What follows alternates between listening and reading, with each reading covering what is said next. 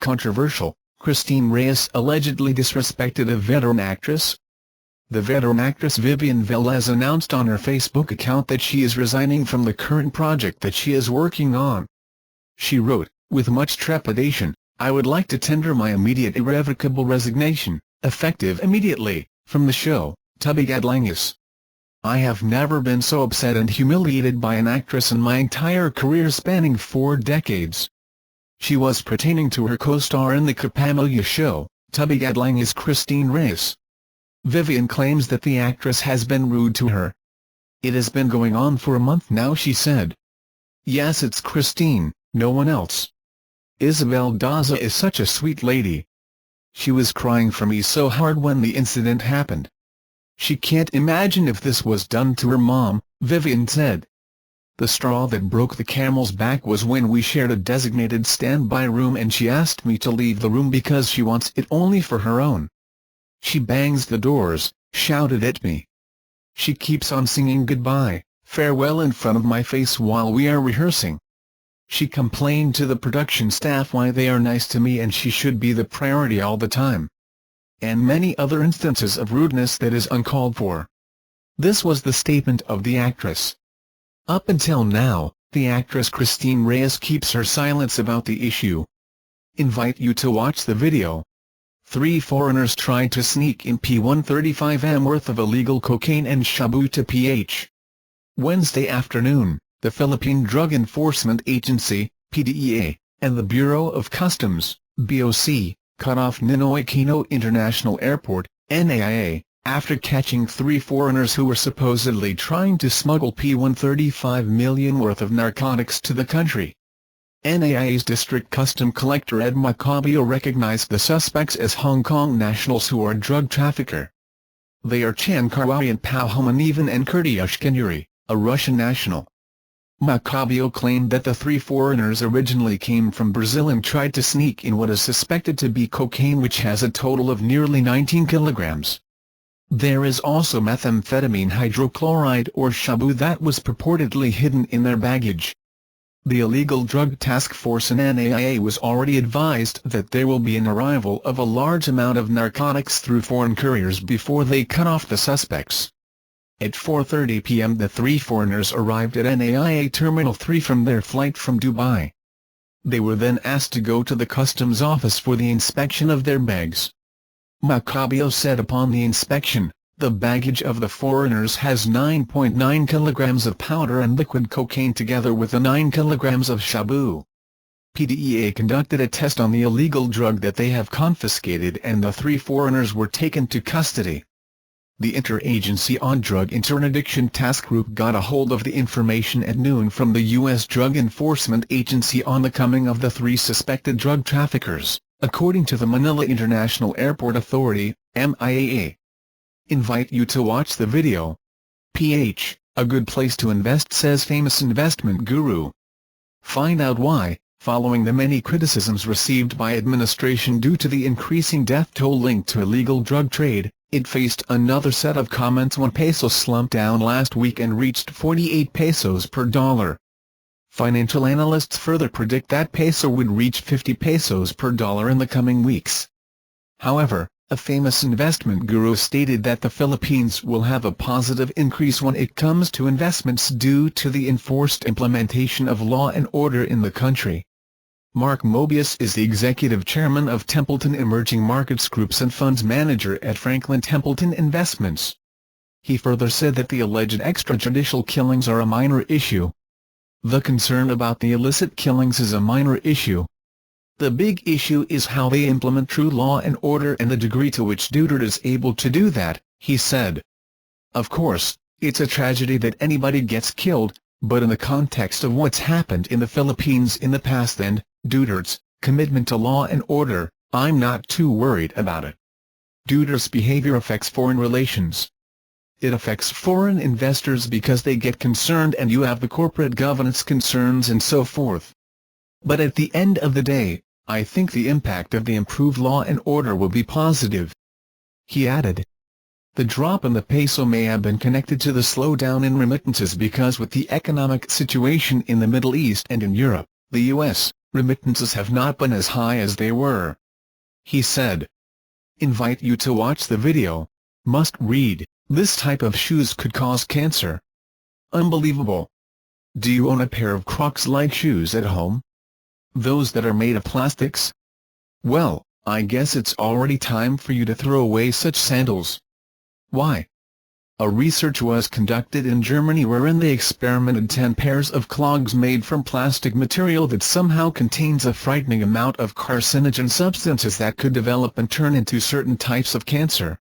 To the scientists' surprise, there are 60% parts of a polycyclic aromatic hydrocarbons, PAHs, in the clogs.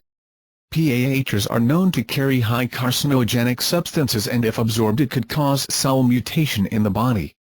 It's considered harmful because it could penetrate the skin as it enters. Doctors then stated that if you can't get rid of those sandals, then try wearing a pair of socks to prevent the risk of cancer. Invite you to watch the video. Donald Trump gets second debate chance and vows not to mention Monica Lewinsky. Donald Trump will get a second chance in Sunday's presidential debate and intends to present a calmer persona, vowing not to attack Hillary Clinton with sordid sexual allegations about her husband's past. The Republican nominee was widely criticized, including by many in his own party, for his performance in the first debate in front of 84 million television viewers last month. He repeatedly interrupted his opponent, launched into a long rhetorical blind alley about President Barack Obama's birth certificate, and appeared to become increasingly angry and frustrated. After that debate, Mr. Trump suggested he may be even nastier next time, and Elias said he would attack Mrs. Clinton over her husband's relationship with White House intern Monica Lewinsky in the 1990s, as well as other unproven allegations. However, it appeared cautious advisers have won an argument within the Trump campaign and have prevailed on the billionaire to present a more positive face for the second debate at Washington University in St. Louis on Sunday. I want to win this election on my policies for the future, not on Bill Clinton's past, Mr. Trump told the New York Post, which has endorsed him. Jobs, trade, ending illegal immigration, veteran care, and strengthening our military is what I really want to be talking about. Town hall setting could favor Hillary Clinton, as has become traditional for second presidential debates. The event will be a town hall in which candidates are free to roam the stage carrying a microphone, often getting within a few feet of each other. Some of the questions come from members of the audience rather than moderators. Bill Clinton was a master of the format, walking to the edge of the stage to speak directly to questioners. 4 years ago, Mitt Romney strode across the stage to confront President Barack Obama face-to-face. In 2000, Al Gore attempted to intimidate George W. Bush by standing next to him, but the future president successfully dismissed his opponent with a smile and a nod of the head. Mr. Bush had actually practiced for the moment in a mock debate beforehand. Judd Gregg, a former senator who played Mr. Gore during practice sessions, said, "We practiced." His reaction was the exact same with Al Gore as it was with me, to look at me with a bemused smile and move on to his answer. There's a lot more interaction, physical interaction, in a town hall, but if you're too aggressive you can come across looking really chippy, not looking presidential. One of the things that will be apparent without podiums is the height difference of nearly a foot between the two candidates. But experts said the format may favor Mrs. Clinton, who has done far more town halls and prefers smaller events. By contrast, Mr. Trump has spent the campaign holding huge rallies and has rarely been questioned by voters. He has enlisted Chris Christie, the New Jersey governor, to help him prepare because Mr. Christie conducted 130 town halls during his own failed presidential bid. The Trump campaign said the billionaire would relish the town hall because he enjoys engaging with people and is more spontaneous than Mrs. Clinton. Peter Navarro, an economic advisor to Mr. Trump, said, "Everything about that first debate environment was alien to the Trump culture of high-energy interaction with people. I think he'll feel much more comfortable." What can Trump do differently this time? Mr. Trump has watched back a full video of his performance in the first debate. Advisers confident enough to tell him the blunt truth, including his campaign manager Kellyanne Conway, have indicated how and where he went wrong. Mr. Trump is said to have responded that he gets it.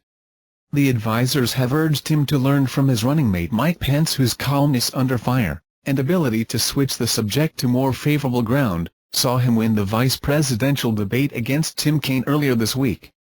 They want Mr. Trump to avoid taking the bait when Mrs. Clinton attacks, avoiding making long defenses of his own controversial statements and mistakes, and instead returning whenever possible to two of his strongest issues, trade and immigration.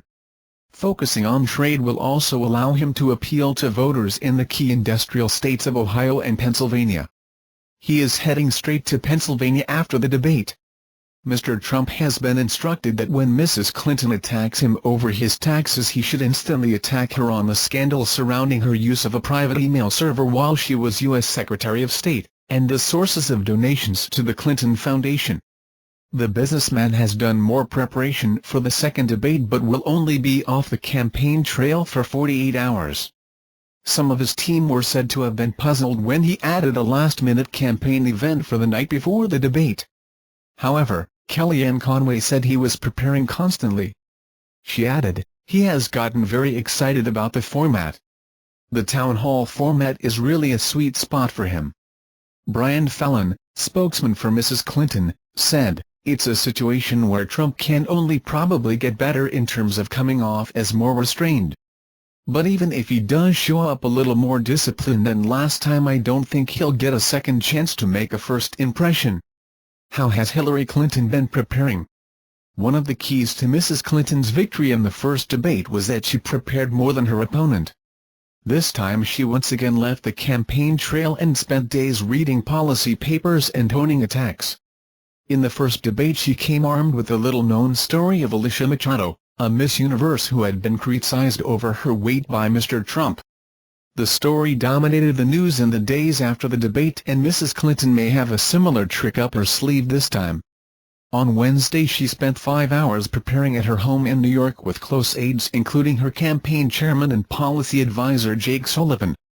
Her aide Philippe Reines has once again been playing Mr. Trump in mock debates, and is said to have refined his portrayal following the first debate. In contrast to the usual pre-debate tactic of talking down their candidates' chances, aides to Mrs. Clinton have been exuding confidence.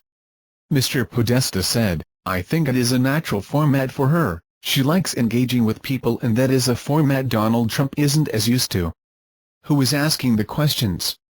There are two moderators, Martha Raddatz of ABC News and Anderson Cooper of CNN, but questions will also be asked by members of the audience.